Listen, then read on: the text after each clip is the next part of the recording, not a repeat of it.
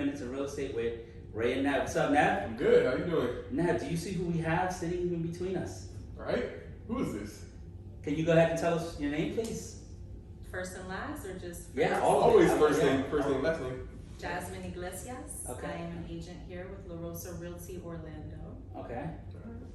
And Jasmine, tell us a little bit about yourself. How long have you been doing real estate? How long have you been in the business? What do you love about the business? Everything.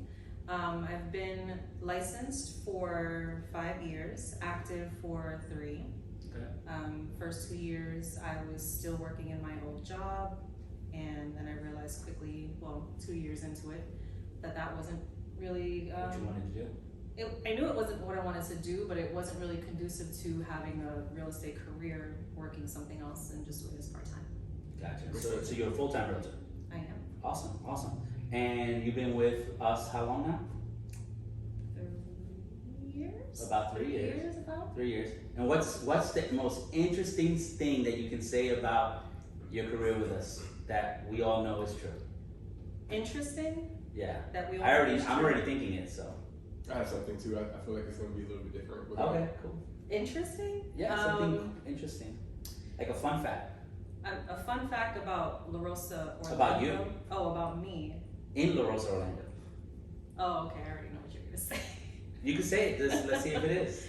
The team thing? Oh, say it. Okay, Go ahead and say it. So when I first came to La Rosa, I was on a team, and then I wasn't, and then I was on another team, and then I wasn't. But in the times that I was on the team, both of those teams won Team of the Year. Oh, that's true. That's right. You did do that. That's What do you got? in the book. What do you have? I was actually gonna say something a little bit different. So Jasmine was actually my neighbor Oh, yeah. when I was in high school.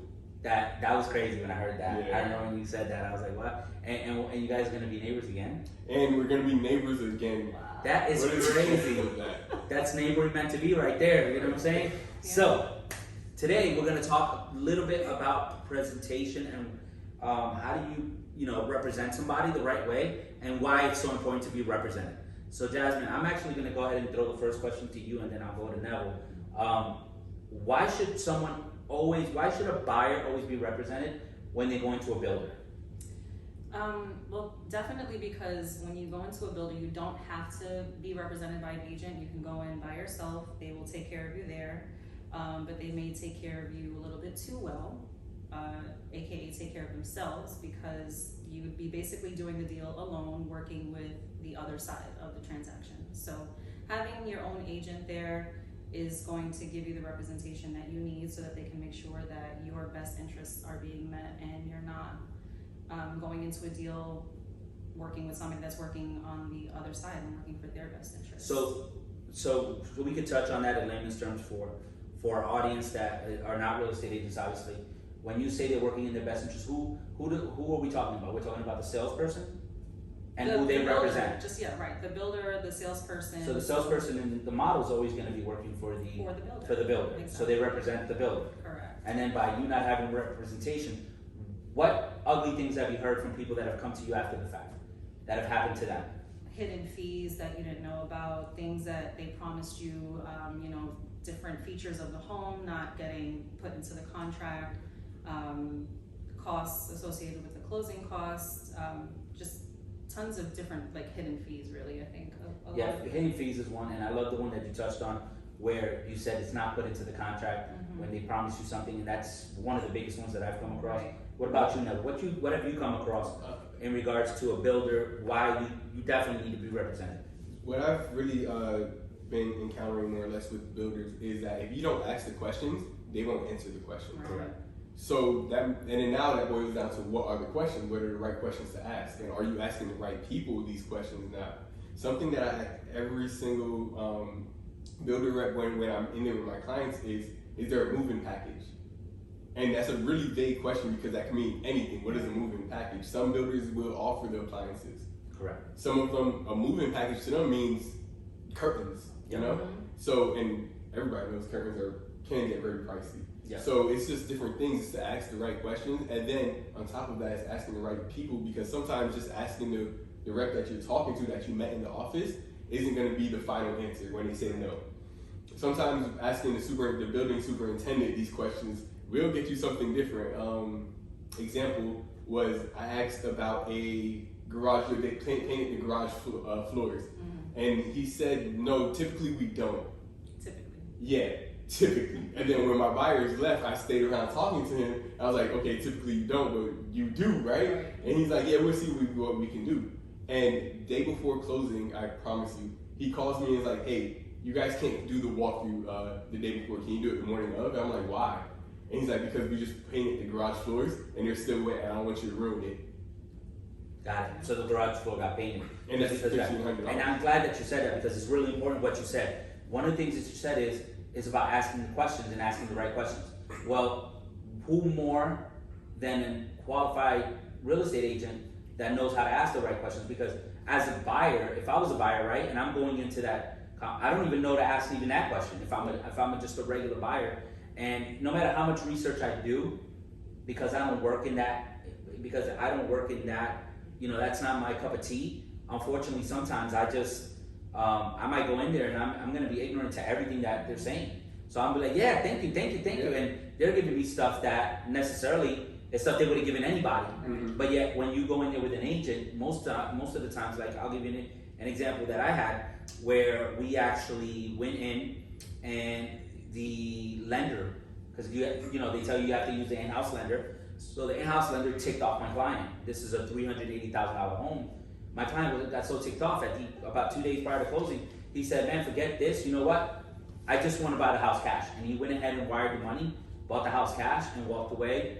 And he was really upset to the point where we won't mention the builder, but the builder went out and to make, so that he wouldn't give a bad review, literally they did his old floors, they built him a fence, they did pavers in the back. I mean, they gave us everything. I mean, one of the things too, now that you say that's really interesting about the garage floor, that I was able to get him a Samsung fridge with the TV on the screen. Oh wow. Yeah, so what happened with that was we told him, we don't like the fridge, we're gonna get the Samsung fridge. They gave him a credit on the closing document of the equivalents to buy the fridge. Wow. So I was able to get him the Samsung fridge in that way. So it's really, as you can see, it's really important for them to actually have representation. One of the biggest things that we see is attorneys, right? So if you have a legal issue, who do you contact? An attorney. You break your leg. I don't see anybody going home and casting themselves up, right? So now, a story like that, but yeah, it's great. I have one with stitches. So, with stitches, anybody knows how to do butterfly stitches. I swear my arm was broken, but yeah. Oh, wow. Well, that's I what was young and I didn't want my mom to know, so I was like, you know what, I'm gonna go ahead and take a nap. Oh. I'm gonna sleep this one off. Wow. Yeah, and I woke up and my wrist was like swollen, but it wasn't broken. It wasn't broken. It was sprained. It was sprained. When I went to sleep, I swore my arm was broken. Woo. I was in so much pain. I was like, my mom is gonna be so mad. Well, I'll give you that pain and to deal with. I'll give you another funny one. When me and Vivi were dating, Vivi didn't want me playing physical football because I still love playing football.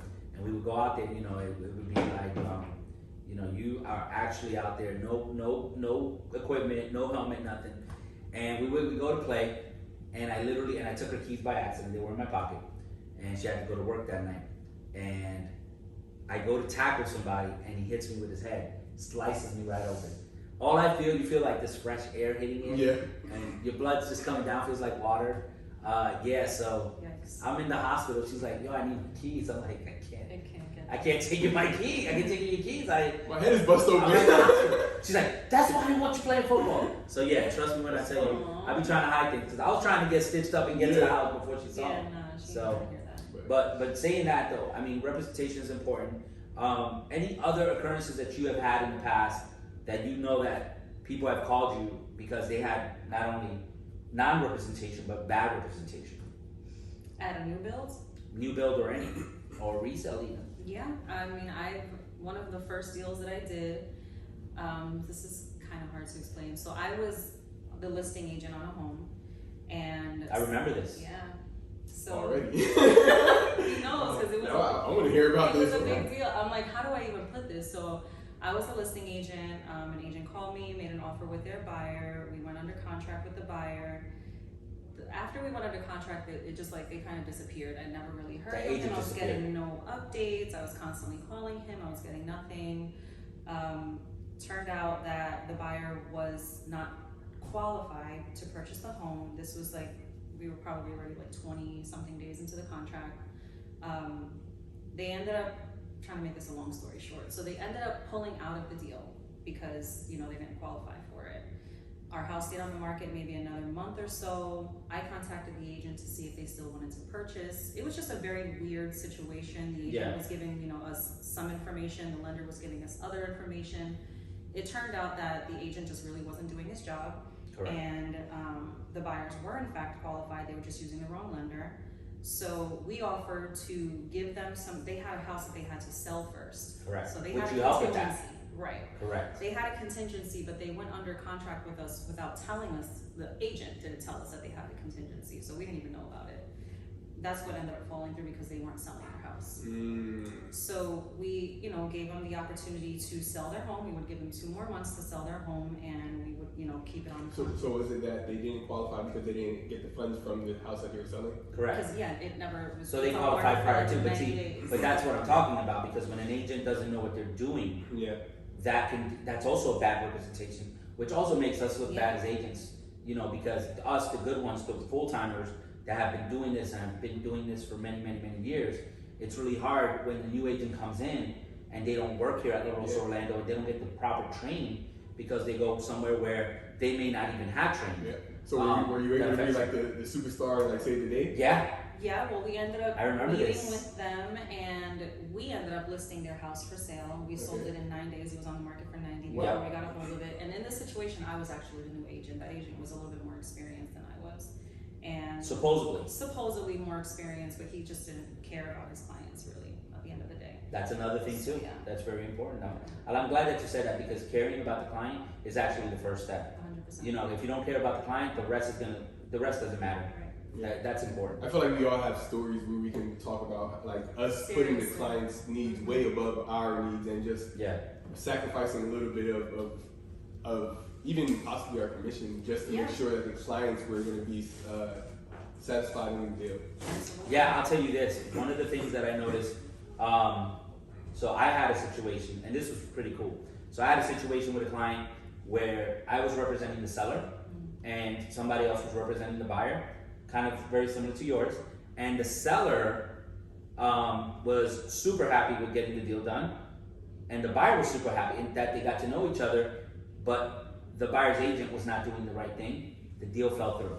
They used the wrong lender. I went and got in touch with my lender got the deal closed.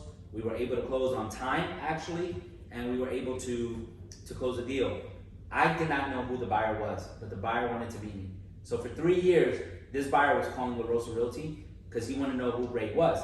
So she happened to work with someone that had closed with Kenya here in the office. So the buyer, so she's like, I want to sell my house because she's working in Orlando, and they sold her house all the way in Leesburg, which was the house we sold. I didn't know, because I didn't represent the buyer, that they were going to be working in Orlando. So she wants to sell to buy in Orlando.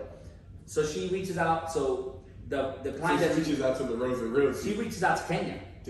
Because Kenya represented her friend that works with her. So she said, you got to use my realtor. She's awesome.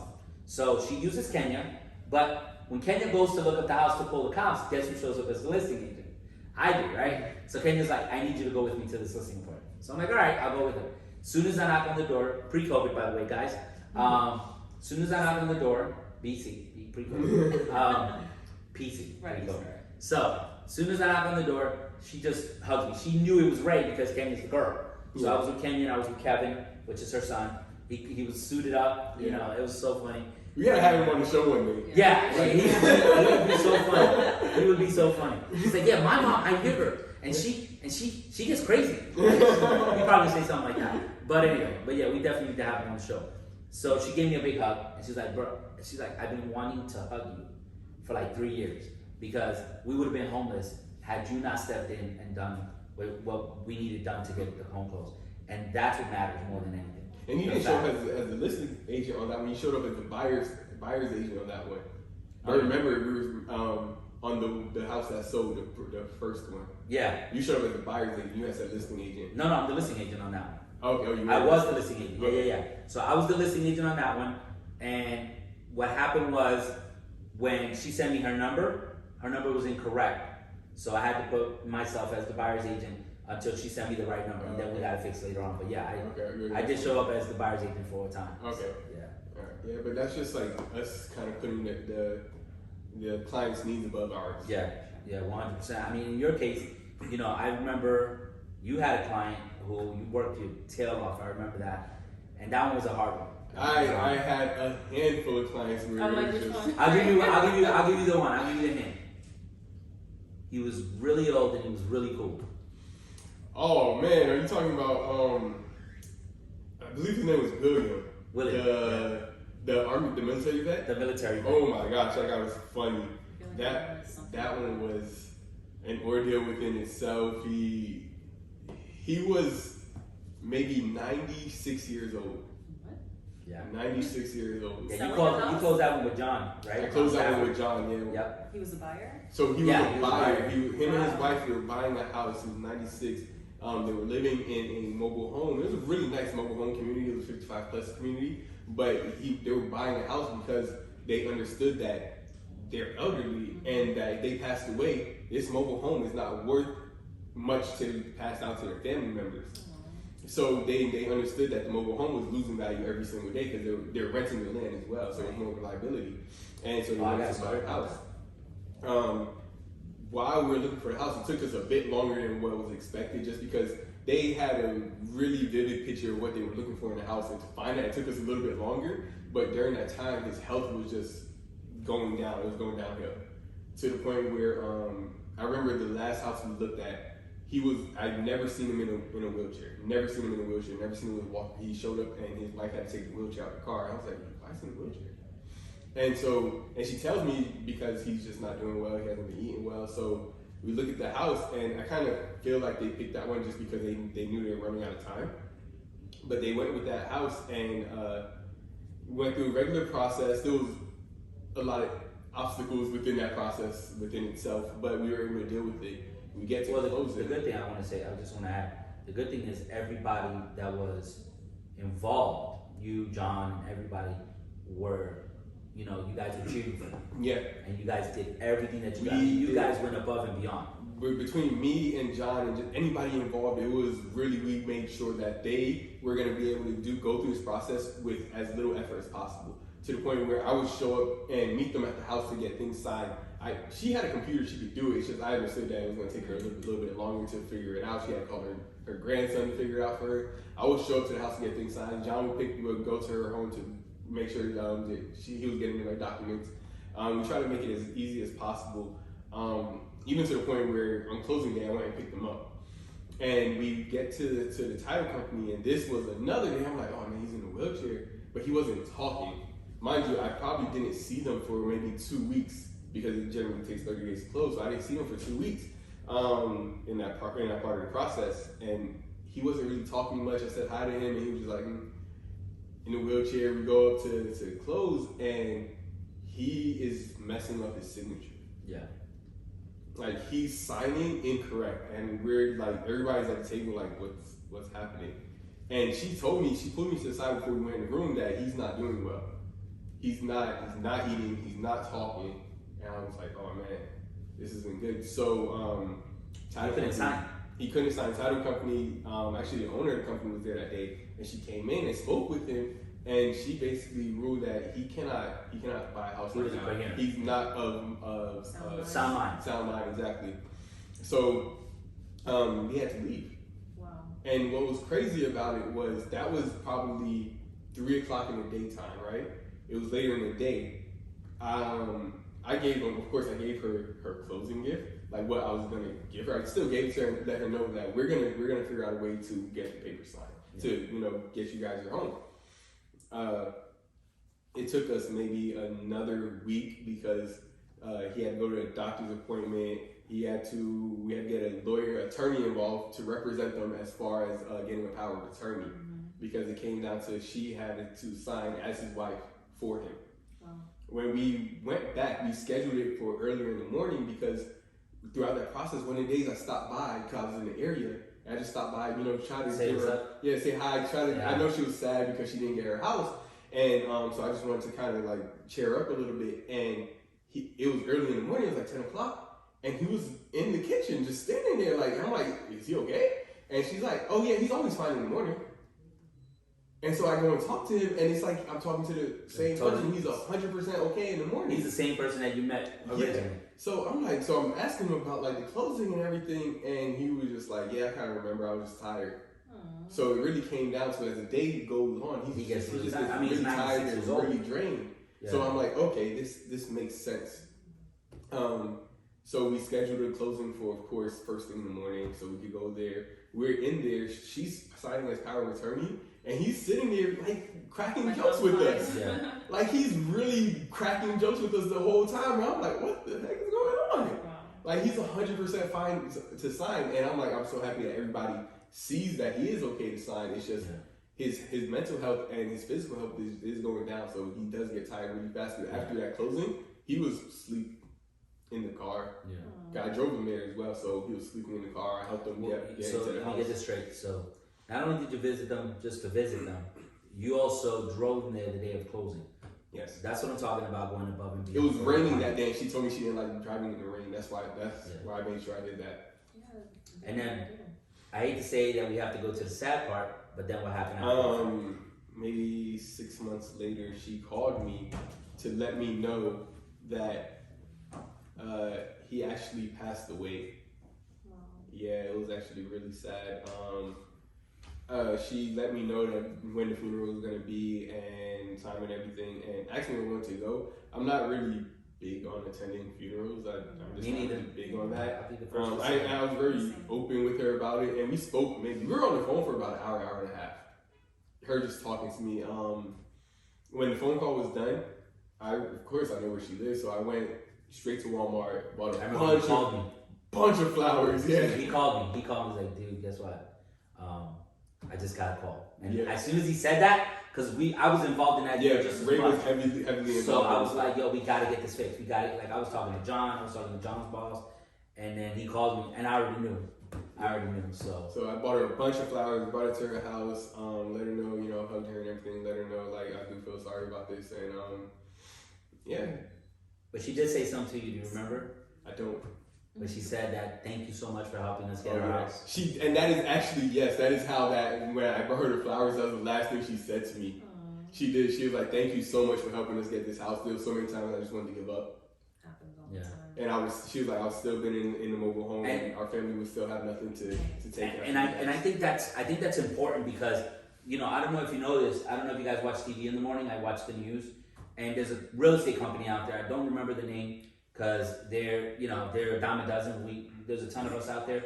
But there's a real estate company out there that says that we haven't changed with the times. That the times have changed and we're behind. So I want to touch about that because I feel like the human element is the most important part of what we do than anything else. I think that people don't realize that it's not about selling the home. There's 130 things that we do during a transaction, during getting a client, that a client never sees, by the way. And we don't want them to see it. That's why we're the middle person in regards to the transaction, because all the dirty stuff that happens behind the scenes, we're keeping it clean so the customer, we're filtering it so that the client doesn't have to deal with that. And so here's the company talking about how, change with the times and we can save you money. But in reality, what they're doing is they're discounting themselves. Because I don't think that people realize how important it is to have an agent that's one, knowledgeable, two, cares, because you have to have, a lot of people go into HGTV and they see all these, glamorous realtors doing this, but I can promise you 100% that all the real top producers in the world are caring people. I know a ton of them that I've worked with in the past and that I work with now that care more about the client than the commission. The commission doesn't exist to them. Right. The commission is just a byproduct of what they do, and that's one of the focuses that we have here. That's one of the things we talk every day. We say, how's the client? Let's take care of the client. Whatever we need to do for the client. Matter of fact, I was talking to Jenny, one of the other girls here, where we have a solar panel problem, and we got to touch on that too. But we'll touch on that on a different show on a different day. But that's a big one that we need to definitely address so that the clients are Don't get aware. sold bills. Yeah. Well, I mean, there's a pros and cons. Do your research and There's a really pro and weigh the cons. pros and cons of that. Yeah, But it's that's a different episode. yeah, it's really hurting people. So I was talking to Jenny, and the first thing I said to her, I said, Jenny, I have a realtor that keeps calling me that wants to give me an offer. It's a little bit lower than expected. I said, Jenny, can we make the numbers work for the customer? Can we make the numbers work? If we can make the numbers work for the customer, we can go ahead and close the deal, and the customer will be happy. He says, yes, but I would have to reduce my commission. I said, are you okay with that? She said, no, I have no problem with that. Let's get it done. See, that's the difference between an agent that cares and an agent that doesn't. Yeah. Have you ever had an agent call you and say, my commission's not negotiable? Yeah. Okay. How do you feel about that? It wasn't how I felt about it, it was how the client felt about it, and that's why they were no longer their agent. Okay. Yeah. In your case, how do you feel about it? No. As far as commission being non-negotiable, Non-negotiable. Exactly. everything is negotiable. Yeah, Everything is absolutely. negotiable. Absolutely. I dealt with it where I was on the buy side and the listing agent. I know this deal too. Yeah, I the was listing on the buy side, agent I know that deal. was, yeah, she was really tough on her Oh, I know this commission, deal. and I yeah, remember this. and it came down to the transaction wasn't going to happen because of how much commission.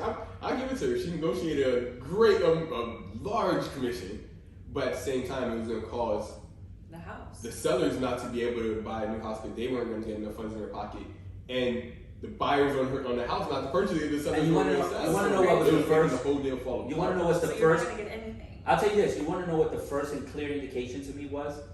That this particular seller did not trust their realtor.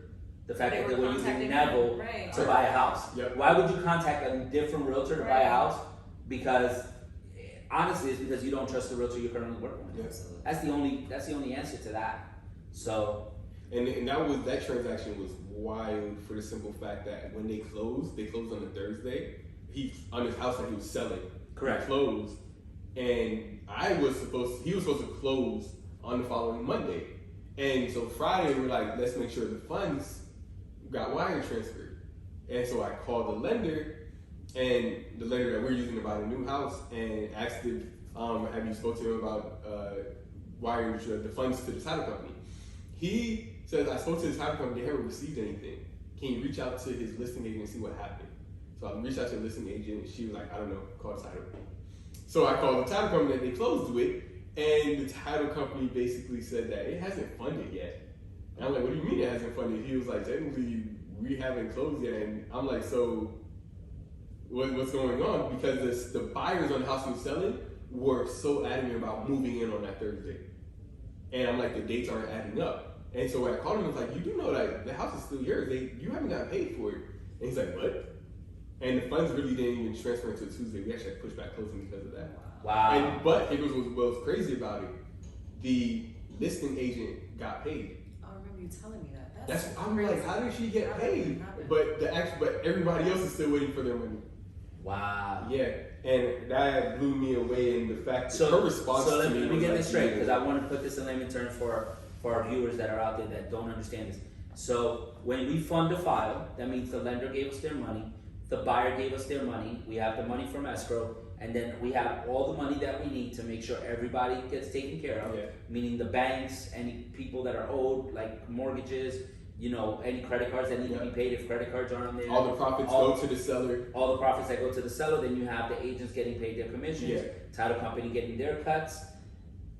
And nobody got a cut except for the listing agent. Yeah. But no money was there. I mean, well, we had the escrow deposit, but that's about it. What happened was the funds were sitting in an account at the title company for the listing agent, and I'm like, how did she get her check? Right. If they're just sitting in an account, why? Like in my head, I really did not drill deeper, ask more questions to the title company because it wasn't important to me. I just wanted to make sure that things were gonna get done. Right. So I So you were more bypassed that focused. one. So let me get this straight. So this is a file that you're not getting a dime on, and you are pushing so that the listing agent got paid and she forgot about everybody. Yep. She just walked away from the deal. And that's the thing, guys. I'll be honest with you. You guys have to really look at and interview the realtor that you're working with, because if you don't have one of us sitting across from you at your table, you probably are going to want to call us after the fact. Because whatever they're telling you, they're probably not telling you the whole story, or they're not telling you exactly, they're telling you what you want to hear, but not what you need to hear.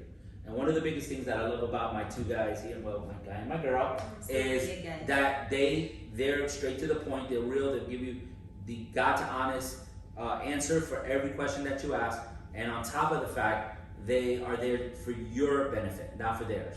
You know, there's agents out there that worry about that commission and worry about that bottom line, and then there's agents out there that don't care about the commission, because at the end of the day, as long as they take care of you, they know that now you're part of their family and you become part of this huge family that we have. We help over 700, 800 families a year that love to work with us, and then they bring their family members on. Something I like to say, and I tell this to every single buyer, any client I work with, whether it's a listing appointment or it's a buyer's presentation that I do with them, at the end of this transaction, we're gonna be family. Right. And nobody ever believes me. It's usually the first time they met me, and then I'm getting invited to Thanksgiving. Yeah. I have a past client that she literally calls me her cousin. On my birthday, she calls me, "Hey, cuz, how you doing?" And it's weird because I'm gonna tell you, this one was weird because the first time she called me her cousin was, we were talking, and she called me to tell me about a promotion she received after she bought the house. We were already done with the transaction. She called me to tell me about a promotion that she received, and I'm like, "Oh wow, that's amazing!" We're talking about it, and she ends the phone call, "All right, love you," and hangs up.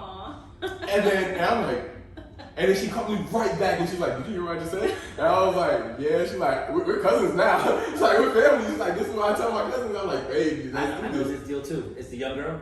No, this is not the young girl. This is not the young one. Man, we're best friends, man. Yeah, I know. That's what I'm saying. It's like crazy. So, I remember before I got sick, I haven't called her this year, but like in December I called her I feel like we spoke like every other week, or not even like 2 times a week. It was almost, but yeah, I tell everybody that I'm gonna treat everybody like my family during this transaction, and even after this transaction. And with me treating you like family, that means I'm not gonna sugarcoat anything. I'm not telling you what you want to hear. I'm telling you the truth. I'm telling you what the actual situation is, whether you like it or not. But I'm not just gonna bring you a problem. I'm also gonna let you know your options and solutions. Correct. This is the same thing I would do for my family members. Right. And I understand with her, it was a little bit different. There was times when she got very frustrated with me, because I was letting her know just, it's a different episode, but we actually touch on it about down payment assistance, and I was just letting her know that it's not exactly what you think it is. There's no such thing as free money in America. But fast forward, we finally got down to the actual facts of the matter. We were able to weigh the numbers, and it made sense. And then she was thankful because she didn't, take down. She didn't have to follow those stupid rules. She didn't have to follow the rules, and she didn't get the 6% interest rate that she was gonna get. It was really like 5.75, but it was still much higher than what she had. That's 6%. Yeah, but we can't. That's for someone that had high 7s credit. It was like That's crazy. Yeah. So that was just a little. We definitely need to have that episode too, because that's important. People don't realize how they everybody calls you about that and doesn't realize how in depth we need to go into with every client that we discuss that with, because there's so much that goes behind the scenes in regards to that loan that is crazy. I just glanced at the time, and it looks like we're going over a little bit. No, I don't think we are, because last week's episode is only 19 minutes. Oh, wow. So it's only supposed to be 30 minutes. So and it's been longer than that. That's what Neville said, but he said that last time too. So we can't trust Neville on. I don't know how to do time, guys. I'm just saying. I can sell you a house, but time. Yeah, if you want him to show up at a certain time, he's not gonna get there. No. But I'm the most punctual person in this room right now. What? I'm gonna tell you that, and I don't care what anyone says. Here it goes. I'm like, okay, I gotta hear this. Ray told me get here at 5. What time did I walk into the building? About 4. I've been here since 12. Yeah, 4:45, 4:50. It was 4:50. I know this for a fact because I am punctual. If it's anything anybody can say about me, so let me I'm ask you a gonna be here on question. time. So you say you're the most punctual. Mm-hmm. What makes Jasmine non-punctual? I'm not saying she's not punctual. I'm just saying I'm the most out of everybody in this room. So Jasmine shows up at 4:55 then, is that what it is? Maybe 95% of the time she might be right on time. Wow. Right, but why are we bypassing you? Well, Right. Well, this is the thing. Ray has his own time clock, so I go by my time clock, and it's a special watch. listen, Yeah, so Great this watch. thing is literally like, I want to say probably a few minutes ahead, so I mean a few minutes behind. So I'm still technically on time based on my watch. Right. I've had Ray tell me he has a meeting in an hour, but let's go get lunch. And we had an hour and a half lunch to the point where I know that when Ray tells you he has a meeting in an hour, it means he has a meeting in 2 hours. Yes, and that's what I'm saying. I go with the Roni rule, which is give yourself 15 minutes before and after. Roni So that's rule. where the Roni, that was from the Pittsburgh Steelers. Yeah. Oh, yeah. Michael Rooney. No, He used to do that.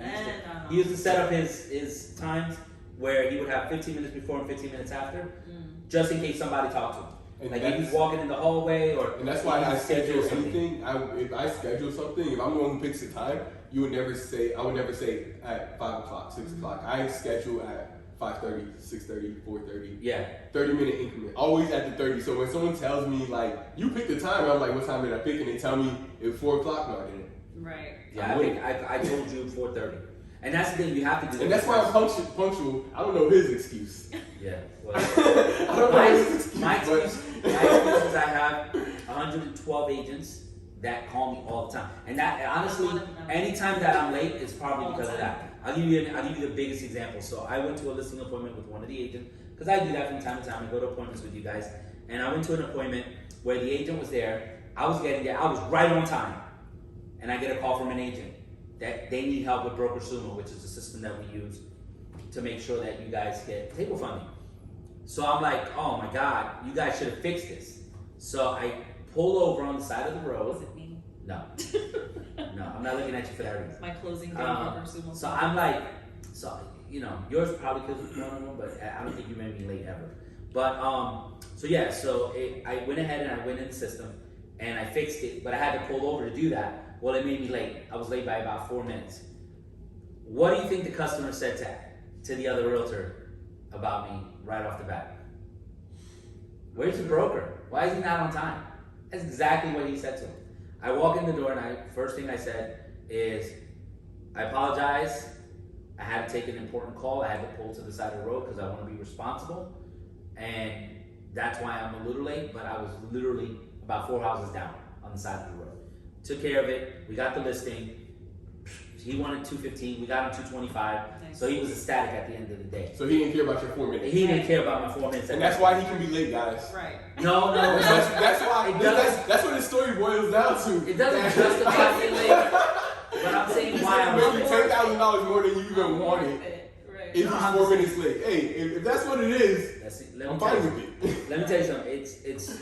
I am really grateful for having 117 of you because what happens is I get to see all aspects and I remember all those deals. Because it's crazy that I still remember your deals, my deals, everybody's deals that are going on. But it's because I do engulf myself in them. So like, for example, if I ever need to step into a deal, I step in. I remember we had the one deal that you're working on right now that he became great. Yay. After but before his life. But before he was like, he knew exactly what I was feeling. I mean, it's just bad. And you have realtors out there that won't do that. So, that won't take your call. But that being said, thank you so much, Jasmine. We appreciate having you here. Thank you for having Hope to have you soon again. Neville, we always have a great time when we do one of these. I'm super happy. Let's continue to do these. And it's going to get better in the sense that we're going to have more information for you guys. So we're going to be able to tie down his wardrobe. I don't know. I don't know. Keep messing up the uniform. I don't know if you guys saw in the last episode, Neville was talking. It's probably on there. I'll make sure it doesn't get edited out when you see it. But he did say we were going to wear blue polos, which is what I'm wearing. He's not wearing his. So as of next week, you probably will see. I'm going to put on a red shirt, by the way. But whoa. We know why that. So well. Yeah. But we don't wear red here. We don't wear red here. You know what I'm saying? We wear blue. Okay. All right. But that being said, thank you so much for watching, guys. And I hope to see you guys soon. See you next week. Yep. See you next week. Cool.